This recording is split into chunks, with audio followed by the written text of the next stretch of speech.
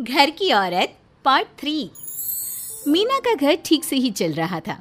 मतलब अब सास और बहू दोनों कमा रही थी, खुद की जिंदगी जी रही थी, मिलजुल कर रह रही थी। लेकिन कहते हैं ना, दुख के दिन नहीं टिके तो सुख के दिन कैसे। अरे मंगलू, कहाँ है? कितने दिनों से गांव नहीं आया माँ की खोज खबर लेने। तभी मीना आ जाती है। अरे दादी साहब, कैसे आना हुआ? बताया नहीं हम स्टेशन आ जाते। ये बोलते हुए मीना अपनी दादी सास के पैर छूने के लिए झुकती है कि दादी सास जोर की लात मारती है। बड़ी आई, कैसे आना हुआ? मेरे पति का मकान है ये। और तेरे बाप ने क्या दिया जो तू पूछ रही है, हैं?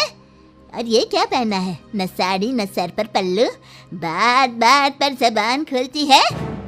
दादी सास बोलना रोक ही नहीं रही थी। मीना को गुस्सा आने ही वाला होता है कि उसकी सास आ जाती है। क्या बात है मीना, कौन चिल्ला रहा है? मैं हूँ मंगलू की दुल्हन। बहुत चपर चपर कर रही है ये मीना बहू। इसकी जुबान पर लगाम लगवा ले। मम्मी जी, मेरी बहू है, घोड़ा थोड़ी ना है जो लगाम लगवा दूं। तभी वहां मंगलू यानी कि मीना का ससुर आ जाता है और मीना की सास को एक जोर का तमाचा लगा देता है। वाह, जुम्मा 2 दिन हुआ नहीं कमाना शुरू किए, मेरी माँ के सामने होशियार बन रही है। मैंने बुलाया है माँ को, ये रहेंगी तो कम से कम इस घर की औरतें औकात में रहेगी। अरे जब से कमा रही है सर पर चढ़कर नाच रही है। चिंता ना कर मंगलू, मैं आ गई हूँ ना। दोनों को लाइन में लगा कर रखूंगी। दोनों बहू ने मेरे मंगलू की जिंदगी खराब कर रखी है। तभी वहां पोता यानी कि मीना का पति आ जाता है। पोता जो कि दादी का दीवाना था। दादी मुझे क्यों नहीं बताया कि आप आने वाले हैं? मैं गांव आ जाता कार लेकर आपको लेने। अरे तू तो जानता ही है, कार में बैठ नहीं पाती। पता नहीं, बहुत दिनों से लग रहा था कि तू और मंगलू परेशान है। आज मन नहीं माना तो आ ही गई मैं। देख, यहाँ आकर पता लग रहा है। क्या पता लग रहा है दादी? यहाँ तो सब ठीक है, किसी को कोई परेशानी नहीं है। क्यों माँ, क्यों मीना, क्या हो गया? इन दोनों को क्यों परेशानी होगी? इन लोगों ने तो परेशान करके रखा है। माँ और मीना के बारे में कैसी बात कर रहे हैं पापा? क्या हो जाता है आपको रह रहकर? तू तो खाना बना बना कर बेशर्म हो गया है, लेकिन मैं नहीं। मेरी माँ आ गई है अब इस घर में। अब यहाँ सब वैसे ही रहेंगे जैसा मैं चाहता हूँ। देख मंगलू, तेरी बहू काम करती है तो मुझे कोई लेना देना नहीं है, लेकिन मेरी बहू कोई दर्जी का काम नहीं करेगी। साफ साफ बोल रही हैं। लेकिन दादी साहब, वो तो बहुत अच्छा बुटीक चला रही हैं। बहुत अच्छा चला रही है, लेकिन हम लोगों ने अपने घर की बहू से ना काम नहीं करवाना। अरे इसके बाप को शादी के वक्त ही बोल दिया था। और इसके बाप जिन्होंने दहेज में एक साइकिल दी थी ना, कैसे हाथ जोड़कर कह रहा था, मेरी बेटी आपके घर आ गई, इससे सौभाग्य कुछ नहीं। अब देखो इसकी बेटी, बहू आ जाने के बाद सर पर चढ़ रही है मेरे मंगलू के। मीना जो कि सास की बुराई सुनकर परेशान हो जाती है। दादी सा छोटा मुंह बड़ी बात। लेकिन क्या पिताजी ने आपको बताया नहीं? सासू माँ ने अपने पैसे से ससुर जी के जन्मदिन में कार दी थी। ससुर जी इतने साल से स्कूटर से जाते थे, अब कार से जाते हैं। क्यों ससुर जी, बताया नहीं आपने? क्यों रे मंगलू, कार ले ली तूने? मुझे तो तू पैसे भी नहीं भेज रहा। 2 महीने से कैसे कैसे दिन काट रही थी और तू यहाँ कार से घूम रहा है। आप भी सासू माँ को अपने बैंक अकाउंट की डिटेल दे दीजिए दादी साहब, वो डाल दिया करेंगी पैसे आपके अकाउंट में। क्यों सासू माँ? मंगलू यानी कि मीना का ससुर, जिसने अपनी माँ को गांव से सिर्फ अपनी बीवी को लगाम लगाने के लिए बुलाया था, ये सब देखकर जोर से चिल्लाता है। मीना बहू, चलो दादी सास आई है, यह नहीं कि खाने पीने का इंतजाम करे। अरे माँ, तू भी किन लोगों की बात में आ रही है? चल मेरे साथ मेरे कमरे में चल। ससुर अपनी माँ को लेकर कमरे में चला जाता है और दोनों बैठकर वैसे ही पंचायत शुरू कर देते हैं जैसे कोई बहू अपनी माँ से सास की बुराई कर रही हो।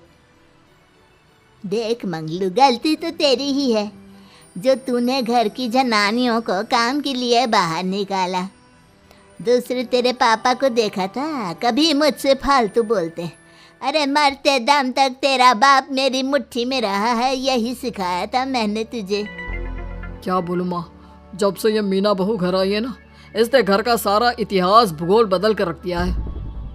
उस तितली से तो मैं बाद में निपटूंगी, पहले तेरी वाली को तो ठीक कर दूं। अरे बहू क्या आ गई, खुद को टाटा अंबानी समझने लगी है। माँ देख, जो भी हो, इस बात को याद रखना कि हमारे घर की परंपरा क्या है। औरतों का औकात में रहना जरूरी है। अरे बहू के साथ मिलकर माँ ये बात उड़ती रहती है। बेटा देख, गलती तो तेरी भी है, क्यों तूने इसे काम करने की छूट दी। मारना भी कम कर दिया है तूने इसे, वरना पहले आती थी तो बहू का कोई ना कोई हिस्सा सूजा हुआ या काला ही दिखता था। देखकर तसल्ली मिलती थी कि तूने कंट्रोल कर रखा है। इस बार तो काला और सूजा छोड़, अच्छी खासी चमकती दिख रही है ये। अब क्या बताऊं माँ, गलती तो हो गई है। हाँ, वो कार देखकर पिघल गया होगा ना तू। अरे बेटा, औरतों को मुट्ठी में रखा कर। शान की साइकिल ज्यादा अच्छी कुत्ता बनकर कार चलाने से, समझा। मीना का ससुर अपनी माँ की बात को सुन रहा था। बस माँ, जो गलती हो गई मिट्टी डाल उस पर। अब बस तू ना घर पहले जैसा करके जाना। ये सब ना बहू का किया धरा है, समझी। मतलब बहू को ठीक करना है तो बहू की बहू को लगाम लगाना होगा, ठीक है। दोनों माँ बेटा बातें करके सो जाते हैं। सोने के बाद अगली सुबह मंगलू की बीवी यानी कि मीना की सास, माँ जी उठिए, ये लीजिए गर्म पानी और ये दादुन। चलिए तो याद रहा तुझे, वरना मैंने तो सोचा था कि बहू के चक्कर में पागल ही हो गई होगी बिल्कुल। अरे बहू के चक्कर में पागल होने का क्या मतलब होता है माँ जी। उसने मुझे मेरे पैरों पर खड़ा होना सिखाया है।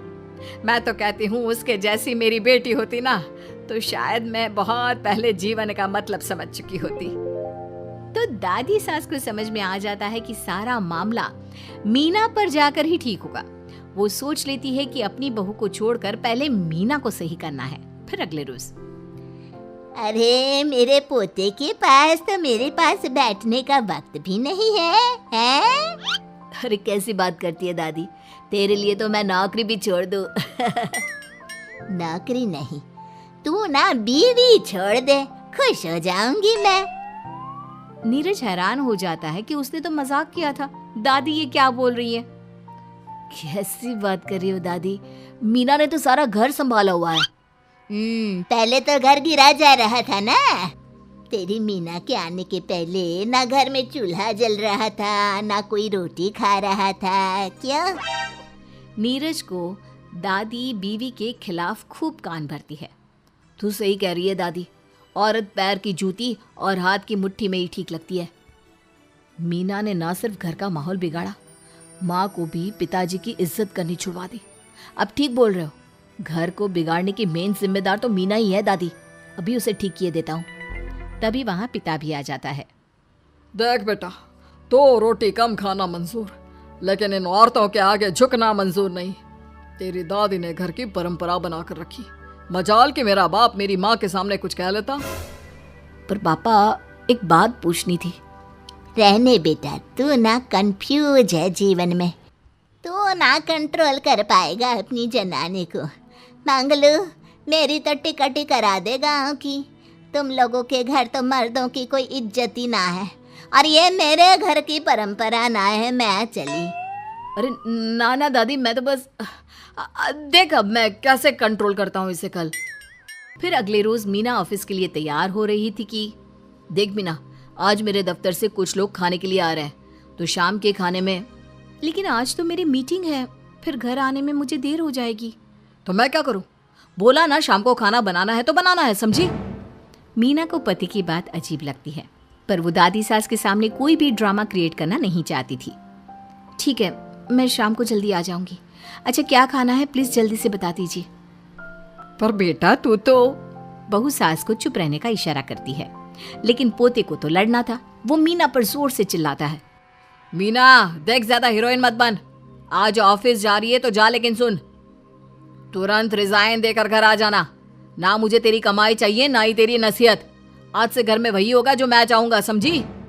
अरे कैसे लैंग्वेज बोल रहे हो? ये तुम्हारी बोली नहीं है। कौन सिखा रहा है तुम्हें? तभी दादी सास आ जाती है। क्या बोलना चाह रही है बहू? मैं मुन्ने के कान भर रही हूँ, हैं? हाँ, मुझे तो यही लग रहा है, वरना हम लोगों का घर अच्छे से चल रहा था। सभी मिलजुल कर एक दूसरे को इज्जत देकर रह रहे थे। लेकिन अब तभी मीना को उसका पति जोर से डांटता है। सास बेटी बहू की लड़ाई को बर्दाश्त नहीं कर पाती। देख नीरज, बहू को डांटना या फिर बहू के साथ गलत व्यवहार, ये सब मुझसे बर्दाश्त नहीं होगा। वाह रे वाह, सारी जिंदगी जो पति की डांट और मार खाती रही, अब बहू को थोड़ी सी डांट क्या पड़ी, गुस्सा आ गया। हाँ माँ, क्या हो गया? मैंने तो मीना को कहा कि देख नीरज, मेरी बहू को कुछ नहीं कहेगा तू। ये माँ ही होती है जो अपने बेटे को औरतों की इज्जत करना सिखाती है, लेकिन कोई औरत अपने बेटे से बहू को मारना या डांटना सिखाए तो ये शर्म की बात है। मैं नहीं चाहती कि तू औरतों की इज्जत ना करे, जबकि मैं खुद एक औरत हूँ। दादी सास बहू की बात सुनकर शर्म से सर नीचे कर लेती है। सच कहा सासू माँ, एक रानी ही अपने बेटे को राजकुमार की तरह पालती है, जो दूसरी औरतों का सम्मान करे। काश दादी सास भी पिताजी को अच्छे संस्कार दे पाती। मीना की बात सुनकर दादी सास उन लोगों से माफी मांगती है। मैं समझ गई बहू, औरतों की बेइज्जती करने को घर की परंपरा समझती थी, झूठी शान समझती थी। वो सब गलत है। औरतों की इज्जत से घर में माँ लक्ष्मी और सरस्वती का वास होता है। मुझे माफ कर दो। तो सब भला। रोली की शादी उसके माँ बाप एक आलसी लड़के से करा देते हैं। चलो, रोली की शादी हुई और हमने गंगा नहाई। और क्या, बेटियां तो होती ही हैं बोझ। हाँ, पर अब क्या चिंता, उतार तो दिया बोझ तुमने, अब वो लोग समझे। ससुराल में रोली का पति कहता है, देखो, मैं कोई काम नहीं करता, ये बात तुम्हारे मम्मी पापा को बता दी थी मैंने। अब जो किराया आता है दुकान का, उसी से घर का गुजारा करना है। कभी भूल से भी कोशिश ना करना किसी चीज की डिमांड की। क्या मम्मी पापा को पता था कि आप कोई काम नहीं करते? और क्या, बड़ा अच्छे से पता था। उन लोगों को तो तुम बोझ लगती थी, बोल रहे थे कि बस शादी कर लो और कोई मतलब नहीं है। रोली को यह सुनकर बहुत गुस्सा आता है, लेकिन करती भी तो क्या, क्योंकि वो जानती थी कि उसके माता पिता ऐसे ही हैं। जैसे तैसे रोली दिन काट रही थी। रोली को एक प्यारी सी बेटी होती है। धीरे धीरे वो बड़ी होती है और उसके साथ उसकी जरूरतें भी बढ़ती जाती है। सुनिए जी, अब तो सिम्मी बड़ी हो रही है, उसका स्कूल में दाखिला कराना है। मैंने अब तक तो जैसे तैसे समय काट लिया, लेकिन मैं बच्ची की परवरिश में कोई कमी नहीं रखूंगी। अरे क्या है यार, अब तो लगता है कोई ना कोई काम ढूंढना ही पड़ेगा। अब पति रोज काम की तलाश में जाता और बिना किसी काम के वापस आ जाता। रोली समझ जाती है कि पति के अंदर अब काम करने की क्षमता नहीं है। वो बेटी को उच्च शिक्षा देने के लिए कुछ करना चाहती थी, लेकिन करती तो क्या करती।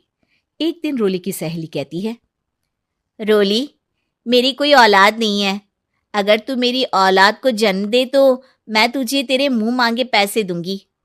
अरे, तेरी औलाद को मैं कैसे जन्म दे सकती हूँ? सरोगेसी से। बच्चा मेरा और वैभव का ही होगा, लेकिन कोख तेरी होगी। ये संभव है रोली। रोली कुछ सोचकर कहती है, मुझे मंजूर है, लेकिन मैं इसका 2 लाख रुपया लूंगी। अरे कोई बात नहीं, मुझे मंजूर है। रोली खुश हो जाती है कि एक बच्चा पैदा करने का उसे 2 लाख रुपया मिलेगा। वो घर आकर पति को बताती है, वो भी खुश हो जाता है। अब क्या था, डॉक्टर के पास जाकर सहेली का बच्चा रोली की कोख में पलने लगता है। मुझे 20,000 चाहिए मेरे बेटी के एडमिशन के लिए। हाँ हाँ ठीक है, मैं उसके एडमिशन से लेकर सारे खर्चे उसके अकाउंट में डाल रही हूँ। रोली की बेटी का एडमिशन हो जाता है। रोली को लगता है कि वो अब सब कुछ ठीक कर देगी। दिन और महीने आगे बढ़ते हैं। अब एक दिन, एक बात कहूँ जी, काश इस बच्चे को मैं रख पाती। मैं अब इससे काफी जुड़ गई हूँ। अरे यार, पता नहीं किसका बच्चा है, अपने पास है ना अपनी मुन्नी। हाँ, लेकिन अब मैं भी इस बच्चे से जुड़ाव फील करने लगी हूँ। लेकिन मैं ये जानती हूँ कि ये मेरा बच्चा नहीं है। दोनों की जिंदगी ठीक चल रही थी, लेकिन कहते ना कि सुख का पल ज्यादा लंबा नहीं होता। एक दिन रोली की सहेली का फोन आता है। रोली, मुझे अब ये बच्चा नहीं चाहिए, मैं अपने पति को छोड़ रही हूँ। अरे लेकिन मुझे पैसों की जरूरत है, बच्चा तुम्हारा है, मैं क्या करूंगी? सहेली बिना कुछ बोले फोन काट देती है, फोन स्विच ऑफ कर देती है। लेकिन रोली के जीवन का तूफान यहीं नहीं रुकता।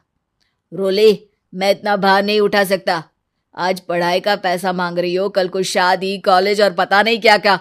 मैं तुम्हें छोड़ रहा हूँ। अपनी बच्ची उठाओ और निकलो इस घर से।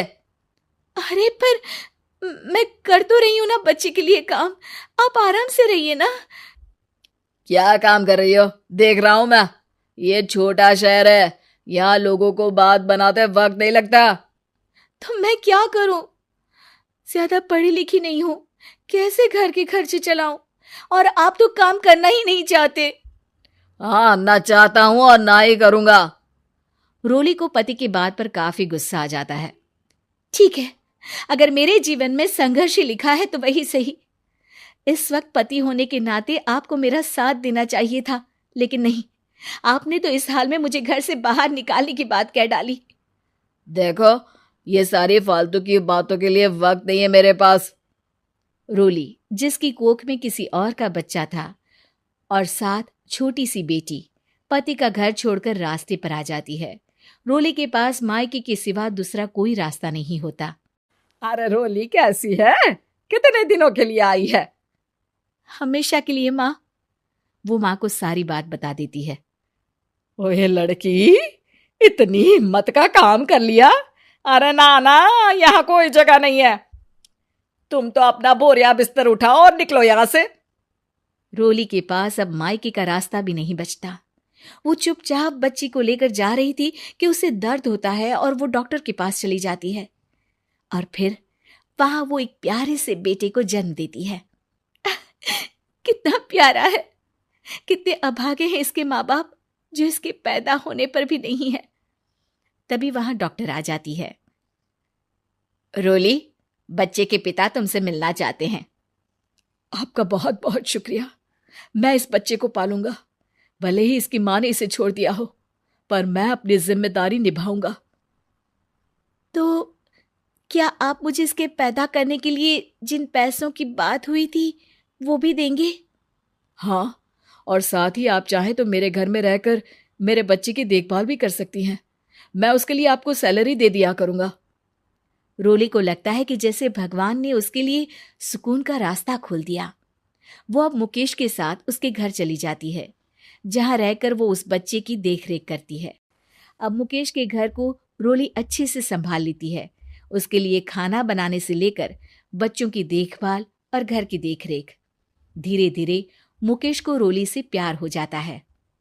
रोली, तुम्हारी बेटी और मेरा बेटा बिल्कुल भाई बहन की तरह साथ रहते हैं।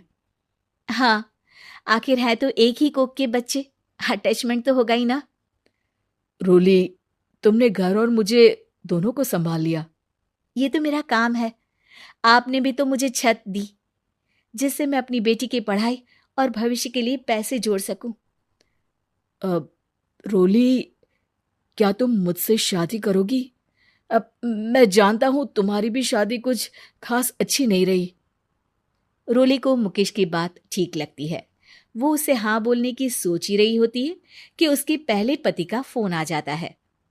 रोली, मैं बहुत परेशान हूं। मेरा एक्सीडेंट हो गया है। मैं चाहता हूं तुम वापस आ जाओ।